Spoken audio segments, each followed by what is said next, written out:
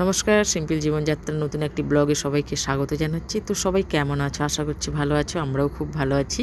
তো এখন ওই সন্ধ্যের মতো মাছের বাজার চলে এলো। মাছ শুরু না হতেই তো এই বাজার করার একটা ঝামেলা থাকে, কারণ সব দিন দোকান যাওয়ার তো লোকের বড়ই অভার। ওই জন্য আমরা মাছ শুরুতেই চেষ্টা করি বাজারটা তুলে নিয়ে, তারপর যা শর্ট পড়ে সেগুলো তো আনতেই হবে। তো যাই হোক, বাজারটা আমি গুছিয়ে এদিকে সেদিকে মা রান্না বসিয়ে দিয়েছে। এদিকে উনানের মধ্যে মা ঘুগনি বানাচ্ছে আর হবে রুটি রাতে। তো যাই খাওয়া দাওয়া করে পরের দিন সকালে উঠে আর্যর জন্য একটু ম্যাগি বসালাম, কারণ আর্য তো খাওয়ার অনেক সমস্যা, এমনি কোনো কিছু খেতে চায় না, তার উপরে একই খাবার যদি রোজ রোজ দেয় তো আর খাবেও না। তো প্রথমে আজকে ভাবলাম একটু ম্যাগি বানিয়ে দেবো। তো ম্যাগিটা একদম প্লেনভাবে বানাচ্ছি।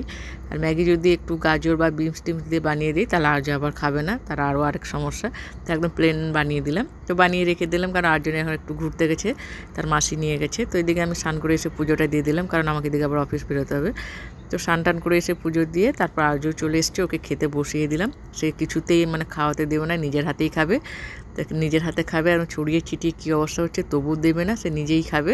তো যাই হোক, ওকে এইভাবে খাইয়ে টাইয়ে দিয়ে আমি আমার এইদিকে এসে টিফিন বক্সটা গুছিয়ে নিলাম, একটু মুড়ি নিলাম, কারণ কখন কোথায় কী পাবো ঠিক তার ঠিক ঠিকানা নেই। ওই জন্য আমার যেখানেই বেরোই আমি এই বক্সে একটু চানাচুর মুড়ি নিয়েই বেরোই। তো বক্সটা গুছিয়ে ব্যাগের মধ্যে রেখে দিলাম। তো যাই হোক, ব্লগটি এই পর্যন্ত। যদি ব্লগটি ভালো লাগে তো অবশ্যই একটি লাইক কমেন্ট করে দিও, আর অবশ্যই শেয়ার